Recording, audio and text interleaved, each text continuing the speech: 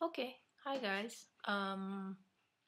As I said in my last video, I had a project that I was working on, um, or that I was going to be working on this past weekend, and that I was going to talk about it after the event. Um, as all of you know, Monday was Valentine's Day, and so the weekend before Valentine's Day for me was actually a 3-day weekend because Friday was a holiday. I don't even know what holiday it was. It was some holiday, but so I had a 3-day weekend, and so I was working on a project for Valentine's Day, and this project was something to go along with the tradition in Japan of Valentine's Day. Now, in America, Valentine's Day is kind of a, what's the word? Kind of, it's sort of reciprocal in that, um, couples will do things for each other. Friends give each other Valentine's cards at school. I think most of you probably went through this.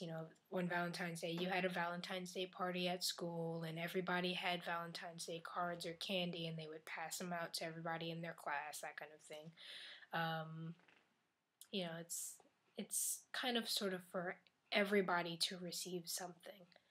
In Japan, it's different in that for Valentine's Day, women are supposed to give men chocolate. Lately, there has been kind of a tradition. I think it's called tomochoko. And tomo is like tomodachi for friend, and then choko is short for chocolate. And it's the idea of girls giving chocolate to each other as friends. And that's been becoming more common for Valentine's Day in Japan. But mainly, Valentine's Day is meant for women to give men chocolate. Now, before you start complaining, oh, that's so sexist, blah, blah, blah, blah, blah. There's actually a white day, which is 1 month from Valentine's Day, on March 14th, and that's when men are supposed to return the favor. Now, on White Day, basically, if a man receives something special on Valentine's Day, he's supposed to return the gift threefold. So what he gives is supposed to be worth 3 times more than what she gave him, something like that. In some cases, it might just be something kind of thrown together at the last minute, like, oh, guy forgets to get something for a woman at White Day and decides to just run into the store and buy some random chocolate or candy or something and just give it to the woman, which is kind of a little bit disappointing. But at the same time, I mean, if I give chocolate to somebody on Valentine's Day, it's not because I'm expecting something back, and it's not because I'm expecting something, worth 3 times the amount of what I put in. It, I think receiving something on White Day is sort of like, you know what? When White Day comes, I'll talk about White Day. But now, okay, let's just talk about Valentine's Day. Women give men chocolate. Now, there's 2 main types of chocolate. There's giri choco. Giri choco is giri is obligation. So obligation chocolate. This is chocolate that you kind of give to your male coworkers or male, bosses, superiors, that kind of thing. Giri chocolate is like, it can be, nice boxed chocolate that you buy from the store, and you give those to people out of obligation. And then there's tezukuri choco. Now, tezukuri choco is special. Tezukuri is handmade. So we're talking about, it's not necessarily chocolate that is made from scratch. Basically, what it would be is it can be anything from a chocolate bar that's decorated with icing and, you know, all these little sweet decorations to, um, you know, like just chocolate pieces made, you know, using a mold to shape the chocolate, something like that. Um, it can be, you know, as long as it's something handmade chocolate. We call it tezukuri choco, and that is supposed to be for someone very special. So, say if a girl has a crush on a guy, or you know, or if a woman is dating someone, you know, like it was something that you would give to your husband or your boyfriend or someone that is very, very, very special to you. So, over the weekend, I made tezukuri choco. Who did I make it for? I made it for a coworker that I consider to be special, I guess. I won't go into the details of it, but you know, basically at work at this school, not a lot of the teachers. I mean, they're nice, of course. They're nice. They're my coworkers. You know, everybody's cool, but not a lot of them talk to me, which I don't really mind because um, I'm not much of a talker anyway. And usually, when someone talks to me, I feel a little bit pressured because I don't want to say anything back. Sometimes I have nothing to say back, and sometimes I feel pressure just because of language, just language ability. But this teacher, he's nice. He's about my age, and he's very nice. Like he seems like he really makes an effort to to uh to talk to me, you know, about just normal things, random things. And he's a very good teacher, very good teacher. One of the few teachers that really gets involved in my English class. Some of the teachers just kind of sit in the back and do nothing. Some of them just kind of watch and don't really help all that much. But he's one of the few teachers that really he's paying attention. Sometimes it seems like he's more excited about English than his kids are. But anyway, yeah, I consider him to be kind of special to me. He probably did not know that. He probably thought he was just being himself. But for me, it was very special because, you know, me coming from America to like this region of Japan that I've never been to, you know, some things are not new to me, but a lot of things are new to me, being in the workplace and that kind of thing. Um, for him to, for me to get along so well with him, made me feel happy. So I decided that I was going to make tezukuri choco, and so I did. And it was in the shape of a car. He likes cars a lot, so it was in the shape of a car that I heard him talking to one of his students about, and it was a Honda NSX. I'll show a picture of it after I finish making this video. I'll put in the picture of the car, and I it was it was kind of fun to make, but at the same time it was frustrating to make because 2 years ago I made a guitar. Uh, I made a guitar out of chocolate. It wasn't life size. It was a small guitar out of chocolate. That was probably the most awesome thing ever. It was so awesome how that came out. The car, not so much. Mainly because the problem I was having was that whereas the guitar I could easily make two tones, milk chocolate, white chocolate, and it would turn out nicely.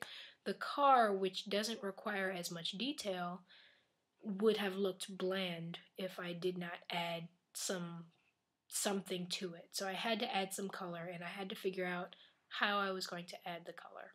So what I decided to do was that I was going to use red icing, and I decided I was going to melt the icing in the microwave, and I was going to pour the icing over the chocolate and then kind of chip away at the edges so that it can retain its shape. I had issues where some parts of the icing, when it solidified again, some parts were softer than others. There were some parts of the icing that were hard and even left some translucent cracks in it, which, I mean, really, I didn't see that to be too bad. Like, it didn't look terrible, but it just kind of sucked that some parts looked better than others. So, you know, I just had to deal with it. I was like, well, he'll know that it's handmade, so it's not going to be perfect. In the picture, it looks great, but up close, I mean, you can tell it's definitely not something store-bought. You can tell it's handmade, which is kind of the quality I like. I like, it's with anything I make by hand. Not anything, but say cosplay, for instance. Cosplay and making chocolate. Like, those two things, I like that my things don't come out perfect looking, because I don't want it to look too manufactured where somebody asks if I bought it. I want people to be able to tell that I made it.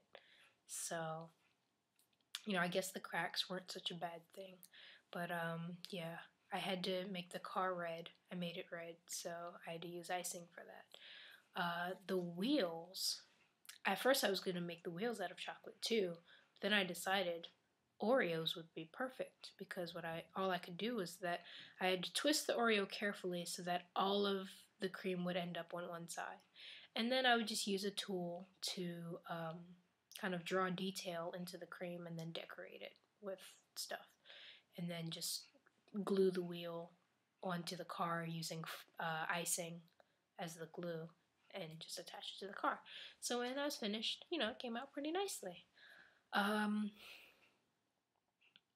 The only thing is that I don't know if he tried it already.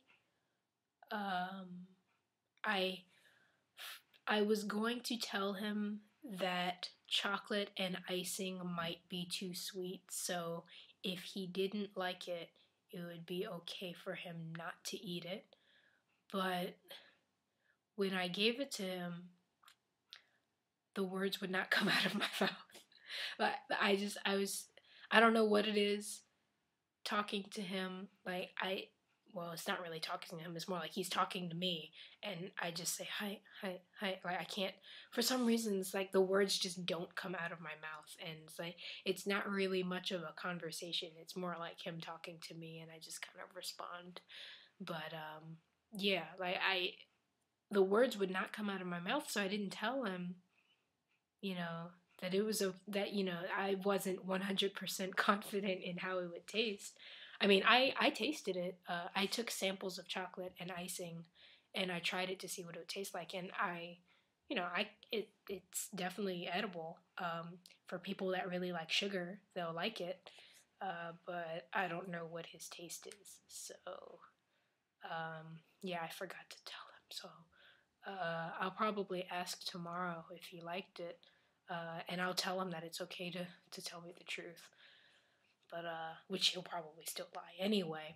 But anyway, yeah. So that was the project that I was working on in the weekend.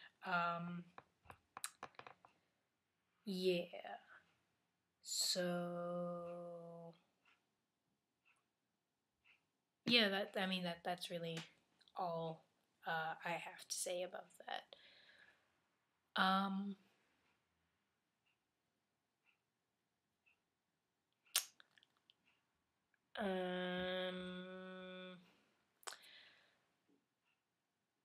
fifth grade class at one of my schools. Fifth grade class at one of my schools, we were doing, I don't know if I talked about this before, I might have talked about it. Fifth grade class, we're working on interviews. We're going to do the interview first, and then each person is going to talk about their partner in a speech. So instead of I want to be a doctor, it's he wants to be a doctor, she wants to be a nurse, she wants to be something, he wants to be, it's going to be third person. For the first 2 weeks, I was really concerned because the kids did not seem to understand what was going on, and the teacher was giving me the idea that maybe he thought it was too difficult for them. But yesterday was very successful. I decided that we were only going to do an interview for that day. We were going to work on the interview for like maybe 10-15 minutes. And so instead of having class in the classroom, this particular school I'm at, does not have an English classroom. So instead of like having class in the English classroom, I have to visit each classroom. But if I want to move the location, I can move it down to the library area. So yesterday I had class with them in the library area, and so I had all of the kids sit across from each other for the interviews. So they seem to be doing well, and some of them even started writing their speeches using he and she, which kind of made me happy. So, I told them they didn't have to do that part. If they already started, it was okay, but as long as they finished the interview, and then I'm going to help. Basically, I'm going to write down some of the words for them that they don't know how to spell, so they can write it out themselves. But they seem to be getting it, which makes me feel really good because I was concerned that they weren't getting it and that they were never going to get it. But I had confidence in them because, that was the reason why I gave them that activity, because I knew they could do it. Judging from the way they were since September, I knew they could do it. So I think it might have just been I threw a little bit too much at them at once, and maybe my explanation wasn't quite clear enough. So I just decided, do it step by step. Just do it step by step, and then they should be able to do it, on their own, slowly. So we got the interview done. So now next week, I'm going to check their papers, give them back to them next week, and we're going to work on writing the speeches. And then probably the week after that, we're going to start practicing reciting. Their assignment, their writing, is actually more difficult than the 6th graders, which I won't say I regret it, but it is kind of, I didn't mean for it to turn out that way, but it turns out the 5th graders do have the slightly more difficult activity. But with the 6th graders, they're doing self-introductions. I'm going to have them memorize their speeches, which I know they can do. I know they can memorize their speeches. So yeah, they're going to do that. 3rd graders are good. 3rd grade, I don't have to worry about as much, because once you get to the 6th grade level, it's all about getting the 6th graders at both of my schools at similar levels, so that, because the students from both of my schools are going to the same middle school in April.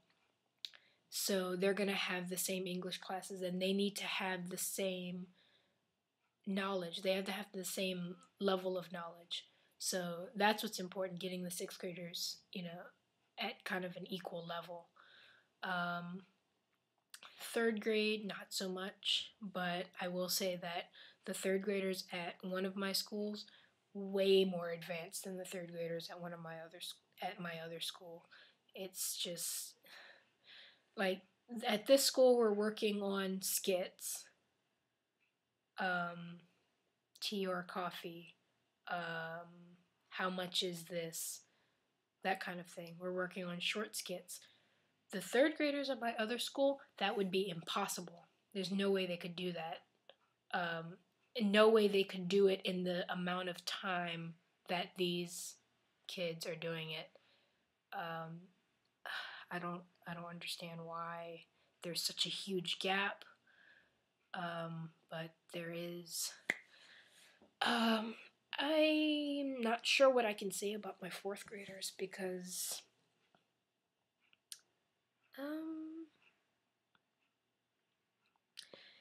yeah, I'm not sure what I can say about my fourth graders because the fourth graders thing is that